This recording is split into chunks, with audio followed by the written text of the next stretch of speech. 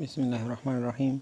د الکولونو تعامل د هایدروجن هلاید سره که موږ الکول واخلو، د الکولو مون فارمول دی او د هایدروجن هلاید HX دا موږ واخلو نو موږ سره الکایل هلایدونه چې دا په لاس راځي، الکایل هلایدونه چې دا په لاس راځي،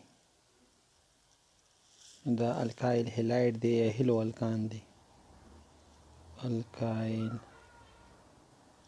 هلایدز الکایل هلاید دی او دې کې HX چې دی HX کېدای شي HI کېدای شي HBr او کېدای شي HCl. مثال په توګه ایتایل الکوهل دی CH3 CH2OH او دې ریاکشنز وکړم د HBr سره،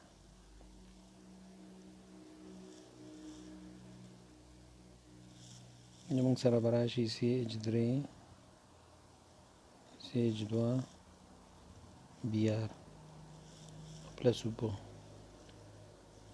نو موږ سره چې کوم Br دلته و او Br دلته الکایل سره وصل شو او ما سره یې راکړه ایتایل بروماید، ایتایل بروماید یا برومو ایتان.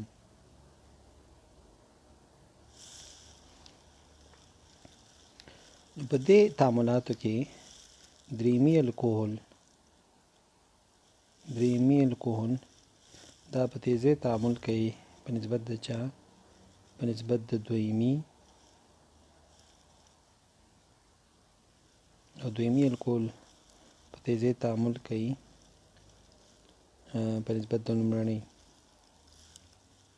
دې مطلب دا دی چې لومړني ټول نه سلو تعامل کوي، لومړني الکوهل ټول نه په قلاره رو تعامل کوي. دا خو د الکولو په لحاظ سره مونږ ویله. همدارنګې HI چې دی HI به په تیزه تعامل کوي د HBr نه، HBr به په تیزه تعامل کوي د چا څخه؟ HCl څخه. ټول نه به سلو تعامل چې دی HCl کوي او بل HCl به اله تعامل کوي کله چې موږ زنک کلوراید از ا کیتالیست استعمال کو، HCl سره تعامل نه کوي. نو که موږ زنک کلوراید چې دا موږ سره کیتالیست دی نو دې په شتون کې HCl تعامل کوي. د HI دپاره کیتالیست ته ضرورت نشته، HBr دپاره کیتالیست ته ضرورت نشته دی. نو که د دې ریاکشن موږ وګورو نو موږ سره CH3 او CH2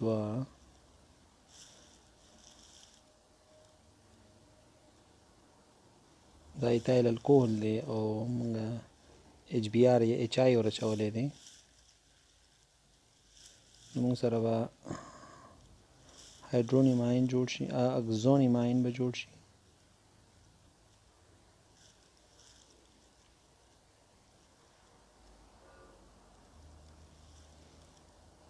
نو دلته چې کوم هایدروجن و دا هایدروجن دلته راغی، دا اوله مرحله شوه. د اول پروتونیشن د الکولو دی.